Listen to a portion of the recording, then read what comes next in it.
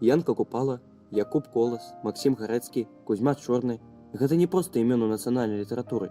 За кожным з іх бачыцца час і свет. Побач з гэтымі слыннымі імёнамі само сабой узнікае імя Івана Мележа.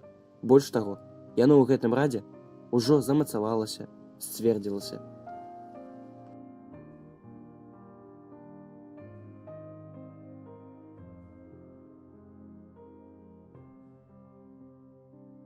Іван Мелеш – празаік, драматург, публіцыст, народны пісьменнік Беларусі.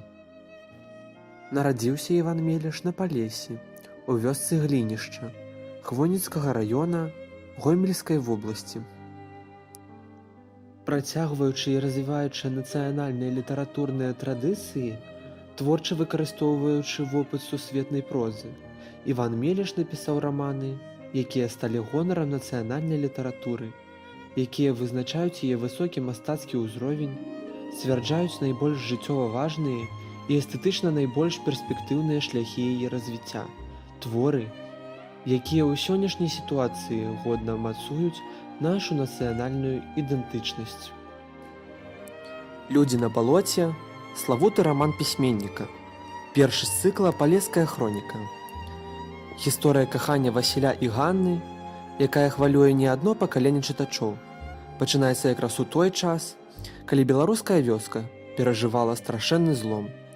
Вялікія гістарычныя падзеі, прыватныя лёсы людзей пісьменнік сплятае ў цікавую і знакавую гісторыю, сучасны беларускі эпас. Васіль – гаспадарлівы мужчына, які звыкся з дзяцінства адказваць за парадак дома і на падворку, які валодае незвычайнай працавітасцю. Галоўная яго мара – купіць кавалак добрай зямлі і паставіць уласны дом. Васіль упэўнены, будзе зямля, будзе ўсё астатняе. Так як залог дабрабыту, гэта шчырая, у трыпоту, нястомная праца на ўрадлівай ралі, і тады зямля адплоціць табе тым жа. Ганна – ганарлівая прыгажуня з вострым язычком, які мог адкінуць любога. Яна таксама вырасла ў сялянскай сям'і і не баіцца працы. Аднак хлопцы пабойваліся такой небяспечнай сумесі – працавітасці, прыгажосці і розуму. І толькі з Васілём Ганна была сама сабой і не імкнулася абараняцца з'едлівымі жартамі, таму што Васіля яна пакахала.